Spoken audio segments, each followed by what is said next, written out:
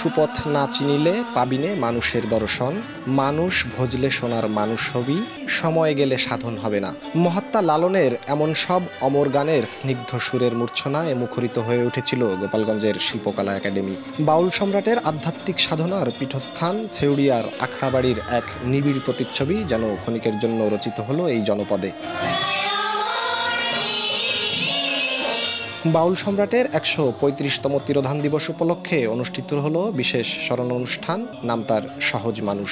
এই আয়োজনে স্থানীয় বিভিন্ন সাংস্কৃতিক সংগঠন ও বাউল শিল্পীরা তাদের দরদি কণ্ঠে পরিবেশন করেন সাধক লালনের অগণিত কালজয়ী গান। সেই অনুভূতির স্বাদ নিতে সমবেত হয়েছিলেন লালন প্রেমীরা। দর্শক সারিতে বসে বাউল সম্রাটের ভাবাদর্শকে হৃদয়ে ধারণ করেন জেলা প্রশাসক ও পুলিশ সুপার সহ পদস্থ কর্মকর্তারাও। মাঝে আমাদের এই বাউলকে এবং লোক সংস্কৃতিকে এভাবে করে প্রচার করে যেতে পারি। আমরা এখানে গান করতে পারতেছি, এটাই আমাদের কাছে অনেক কিছু। ওনার নাম স্মরণ করতে পারতেছি, হয়তো বা ওনাকে কখনো দেখতে পাইনি আমরা, কিন্তু ওনার গান সাধন করে আমরা এখানে আসছি। আর বাদ বাকি ঈশ্বর ভরসা। আজকে যে অনুষ্ঠান আয়োজন হয়েছে আসলে আমরা খুবই আনন্দিত যে এত সুন্দর একটা অনুষ্ঠান আমাদের জেলা শিল্পকলা স্যার আমাদেরকে উপহার দিয়েছেন, তো তার জন্য আমরা খুবই আনন্দিত। আগামী বছরগুলোতেও এমন ধারা অব্যাহত রেখে লোকায়ত এ শিল্পী ও দর্শককে বাঁচিয়ে রাখার দৃঢ় প্রত্যয় ব্যক্ত করেন জেলা প্রশাসক।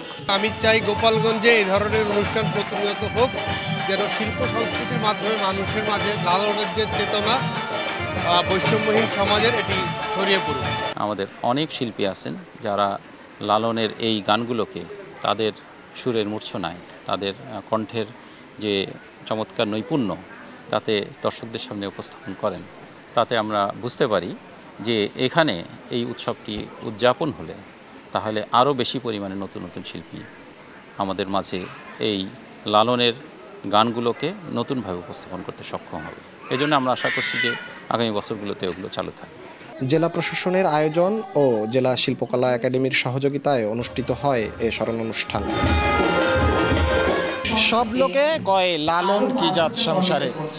জীবদ্দার সাথে যে মানুষটি তার ধর্ম ও বর্ণ পরিচয় দেননি, সেই মানুষটির তিরোধান দিবসের এবছরের অনুষ্ঠানটি উৎসর্গ করা হয়েছে সদ্য প্রয়াত লালন সম্রাজ্ঞী ফরিদা পারভিনকে।